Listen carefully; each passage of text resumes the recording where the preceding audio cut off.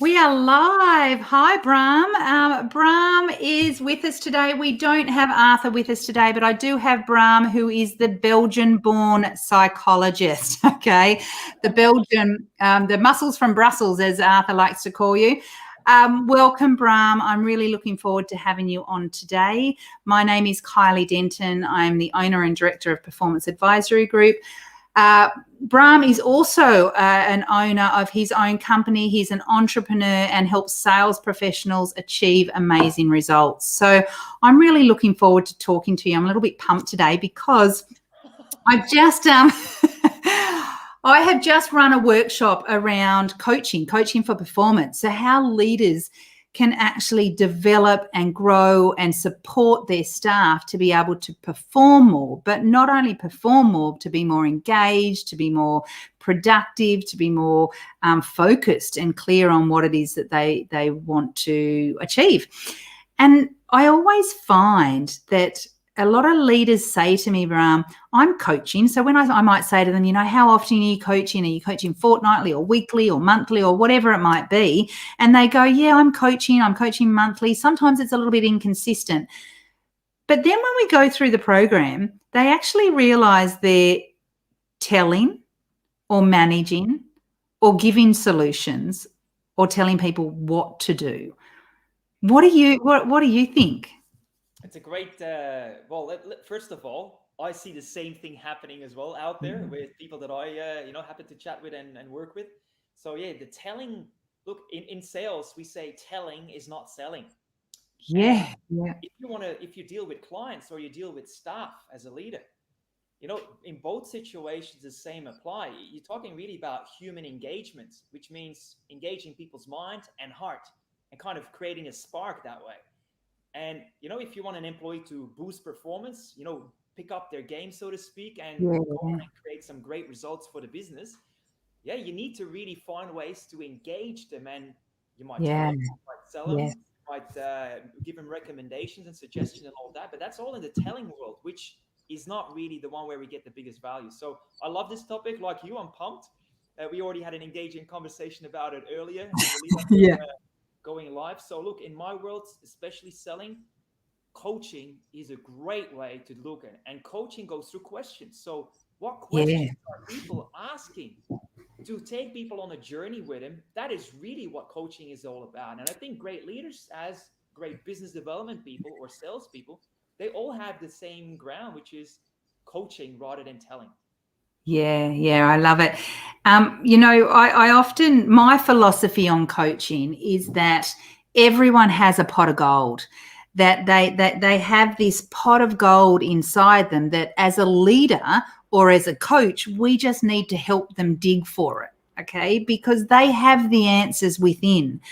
But sometimes as leaders, we feel that we just need to tell them what to do because it's quicker to tell them what to do, or we just tell them because then they'll just go and do it. But we know that when we tell someone what to do, that it disempowers them. We only need to look at psychological studies where we talk about teenagers. You tell a teenager what to do, and what are they going to do? They're going to do the opposite. So that can happen in business. But I think what it also happens is when we start to tell people what to do, is if they do it and it doesn't work out, then guess who's to blame? Me, because I told them what to do.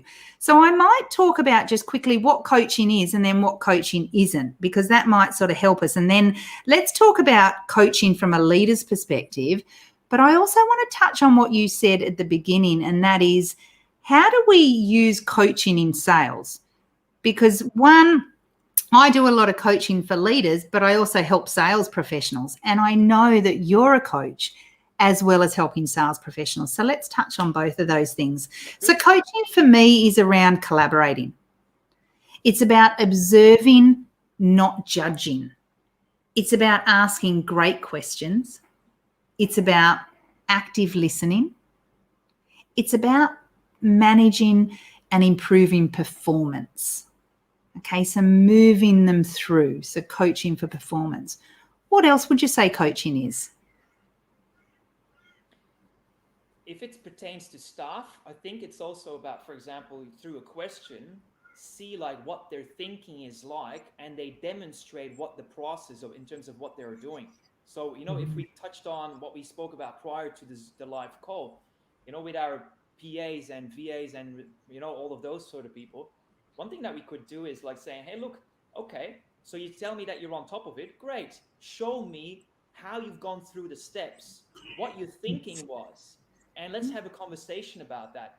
I think those sort of questions really go at the Yeah. heart of it, because people have to explain how to get from A to Z, and you can Yeah. check what they're thinking as and whether it's correct or not. Because even though I agree with you that people have the answers within, lack of knowledge and lack of competence cannot, let's say, get us there. And so we need to really go to the heart of it and check the process or the system. And I think Yeah. that's the questioning as a coach, as a Yeah. leader, is really spot on. Yeah, what I think of exactly when you said that is coaching is creating self-awareness. Mm, It's mm, creating that awareness within inside of you around your learnings, and that's the beauty of coaching. It would probably be remiss of me not to say that coaching is also about accountability. Okay. It's very about true. holding people accountable. There's no use having a great session and coming up with this amazing goal and what they need to do and then never checking in. So it's also about accountability as well. And speaking of that one, Carly, I think you make a great point. And I think if you bring it back to something you said earlier, you connected to what comes out is that accountability is a two-way street. The leader Yeah. has accountability towards the staff member to check in and verify whether they have the knowledge and skills necessary to create the outcome that we're after as a leader. But and now, of course, the other way around, that's a given. We as leaders, we expect straight away, well, they have to be accountable to us. Guess what? It's a two-way street. Yeah, And it is. yeah, and I really like this saying in English. As you know, I'm Belgian born, so I naturally speak another language. But in English, we say it's good to be on the same page. And if you Yeah. really go literally to it, it means like, okay, show me what steps have you taken to get from A to Z. I really would love Yeah. to see, Yeah. especially if you're starting to know each other and it's an early relationship that you're looking to nurture and develop. You want to really verify how much in tune people are, how competent they are, and how easy you can kind of let him go with the reins, or if you really need to chaperone them a little bit more and handhold them to get Yeah. them there faster. Yeah. Yeah. Yeah. Yeah. I love that. So a lot of people would probably know what coaching is, but I want to touch on what coaching isn't, because this is where I often find people have a little bit of a light bulb moment. Coaching isn't a quick fix. Okay. So you're not going to have one session and that's it. Yay, I'm magically better or going to perform better. So yeah, coaching is not a quick fix. It's not training. Mm. It's not mentoring. It's not giving the answers. And it's not fixing people. And I just said this in the workshop that I ran before. Wouldn't it be great if we could just wave this magic wand and then all of a sudden we fix people to not do the things that they shouldn't be doing, or not do the things that annoy us, or do what they should be doing? So it's not about fixing people. Coaching is really, getting people to have that self-awareness so that they can see the issue or the challenge or the problem or where they don't want to be and look at where they do want to be. Okay, so it's really that solutions focus. What else would you say? And it's not reprimanding either. So that's a different conversation with a leader. That is an entirely different model. So when people say to me, how do I coach someone that's underperforming, or how do I coach someone that's a challenging employee? For starters, you don't use a coaching model, you use a leadership model. And I talk about that at another workshop, but I won't go there. But it's not that reprimanding, okay? What else would you say coaching isn't? Well, they're good nuances. Look, I don't think I have a lot to add in terms of what else it isn't. But I like one of the nuances that I think I heard you say, Carly, which is the mindset that you go in with as a leader into that coaching conversation can be one of two. One of which would be, I'm the leader, I'm the enlightened person, I'm Yeah, higher up the yeah, ladder, I have more knowledge, I have more skills, and having that sort of, really different levels sort of conversation. is, I think, one of the relics of the past. People that are leaders that are still stuck there, they will always have a certain demeanor that might go down as derogatory, sometimes even abrasive if it's a bit too direct and forceful. And I think it's really kind of counterfeiting the purpose, because you want to engage people, you don't want to disengage them, or kind of make them feel less than you. So I think the nuance really that I see great leaders come in conversations with is one of, I'm a Sherpa, I'm a guide, and sometimes my staff are a Sherpa and a guide to me, and they're really putting themselves more on a level playing field. They just happen to, let's say, maybe have more, possibly have more experience, but they're not necessarily allowing the ego to create that sort of dichotomy between I'm up here and they are down there. I'm above them, they are below me. I think that sort of attitude is a really lethal one in business, and really can easily take a lot of goodwill out of highly potential employees to perform really well. So the mindset to go into that coaching conversation is critical. If you go in, for example, more like a host, I think hospitality is a great reference. If you are the host, you might be the owner of the business. You might be the maître d'hôtel, the maître d', as we say here. But you're really there to serve. So I think leadership, the servant leadership, or the I love that. All that philosophy, it's a philosophy that I also fully subscribe to. Yeah, I love that, because, as a leader, we are there to serve. We're there to support, develop, grow, and help our staff be the best that they can be. And I always get, whenever I'm embedding a coaching culture within an organization, or even I'm running a leadership training program to help leaders to become a coaching leader, the first thing I get them to do is, when they are setting up their coaching sessions with their staff, is that the staff have to bring the one thing that they want to focus on in the session and why it's important. Okay. And the reason I get them to do that is because it's not about me as the manager going in and going, right, so today we're going to talk about your KPIs, or today we're going to talk about, how many sessions you did last week and how many sessions you've got to do this week, or appointments, or whatever it is. That's a performance conversation. Okay. A coaching conversation is around, Brahm, what is it you want to focus on today, and why is that important? So a coaching session is really about, how can I serve you with what you want to work on? And I think if I even flip it to the sales part and think about what you're thinking about from a sales role, it's how can I serve you as the customer? How can I understand what it is that you want to focus on? And can you just tell me why that is important? Because what I do with that is I take it away from me having the answers to go, what can I do? How can I add value to you today? You know what? I think that is such a great sort of spin to everything. And it's not a spin in the sense of spin marketing and all of that. No. It's really a good spin to really show like where the value truly lies. I remember just a few weeks back, I happened to be on a call with the national trainer of pretty much a division of a Fortune 500 company in the US. And I have known this person for a very long time, and it was years since we last caught up. So we were having a chat a little bit about, what I might be able to do for them nowadays. And the conversation was such that afterwards, this guy gave me the following feedback when other people joined the conversation later on. He said, Brahm, you happened to go on the call with no agenda to try to sell me anything that you thought might be good for us. You actually listened, as you said earlier, Carly. You thought along with me, and you just came back with a few ideas that are completely outside of what you do, but were of instant benefit to me. And he said, for that reason, I wanted to give you an opportunity to meet the other guys here. And then he introduced me to them. And I was like, this is beautiful feedback. But again, it goes to show, it's an example of what you're saying.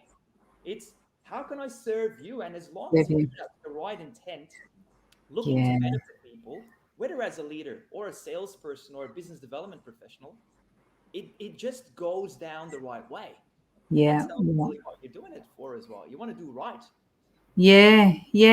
And even and even if I think about even a financial planner or accountant in a sales role, or a leader in a leadership role, coaching, one of the questions that I often will get leaders to ask, as well as financial planners and accountants, is what value? So at the end of the session, whether it be a meeting or whether it be a coaching session, is what value have you got from our session today? Great question. And the reason the reason I want to know that is not because I want to see whether or not I'm doing a good job. Okay, as a coach, as a professional certified coach, I should know that I'm doing a good job. I shouldn't need that reinforcement. But I'm actually wanting them to really, again, self-assess this emotional intelligence. What value am I getting? Okay, and if I'm not getting value, then how do I get value? You know, so a lot of leaders go, oh, I don't normally coach my high performers because they're already doing everything great. They don't need me. They don't need to I just leave them. Whereas we shouldn't be leaving them. We should be going, they might not need help with sales, or they might not need help with something relevant around product or service or strategy. But actually, they might just want to spend time with you, and that is their value. So it's those high performers that you don't want to forget. But that's when I go in and go, right, you're doing really well with your results. How can I add value to you as your leader? And then add value to them. It's so true. We sometimes, leaders, especially busy leaders, we try to find ways to economize and save time here and there. And then you think like you don't want to be a pain in the butt for some people that don't seem to need the coaching. Chat, just you asking, how are you? Them being able to pour out their heart, because sometimes we don't know what goes on at home. Or, where their family is at, mom and dad or whatever. There's so much stuff there that is really, look, I think really ultimately the whole point of this conversation is about coaching is not telling, it's not directing. And I think the directing side is an important one. So if you go in with a performance sort of thing and you talk about KPIs, you're directing what you talk about. Mm-hmm. But if you are coming in as a coach and say, hey, you tell me, how can I add value to you right now? Like, what are you working on and how can I help? That's a very different nature. And then the direction comes from our coachees or clients. Yeah. And I think, I sometimes hear very dominant leaders say, my staff are disengaged and they're not taking enough ownership. And you know why? Because the bosses are bossing them around, and then they are wondering why people are disengaged. So if you're a very high D on the spectrum of DISC, you probably are highly at risk of having that sort of domineering nature.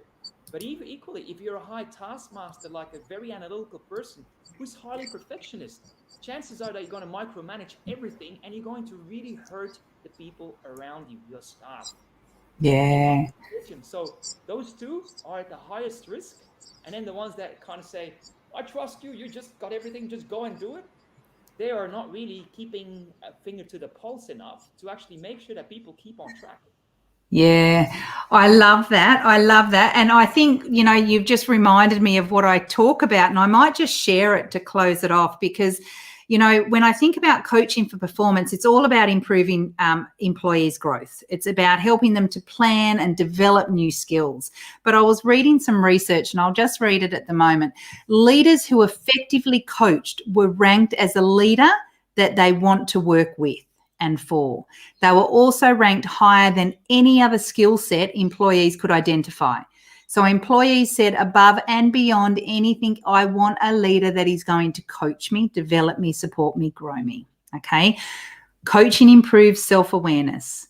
It builds a greater understanding of their role. But one of the things that I just love, and I want to share this with you, is positive psychology researchers, because I know you're going to love this as much as I do. I love research. Is found that staff who are coached increase their effectiveness by 55%. 55%. So staff that staff that were consistently coached increase their effectiveness by 55%. It improves self-esteem And it also improved a workplace culture.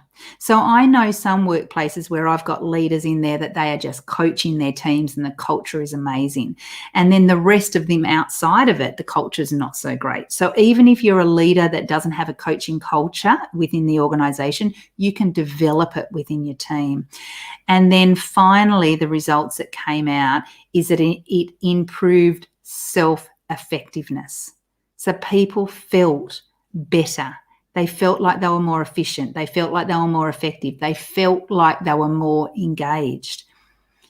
There is so much research out there that says coaching improves organizations' profit growth and staff engagement. I could go on for days about this, as you know, as I'm sure you could as well, but I'm going to stop it there because we have gone 20 minutes. Is there anything you want to add just about anything you want to add more? Two things very quickly. Yeah. Coaching is what we call one of the rocks in the time, in all the time that the leader has readily available. Yeah, it is a rock. You put into your diary and you make sure that it's holy, sacred, and you get to it. Second thing is, I forgot about it, and that's okay. We're going to wrap it up. Okay. Thank you, as always, Brahm. Love talking to you. And coaching is something that's pretty important to both of us. If you are looking, any of our clients, anyone listening to this, if you need any support with coaching, not only for yourself but also for your team, then please reach out to Brahm and I. We would be more than happy to share some value. Okay, share some value. Next week, I look forward to having Arthur back with us, and Arthur's over in Melbourne at the moment, so they're in lockdown. So I really look forward to having Arthur back with us and talking about some value add for our network. Have a great day, Brahm. Have a great day, everyone, and I will see you all again next week. See you soon. Bye-bye. Thanks for having me. Cheers. My pleasure.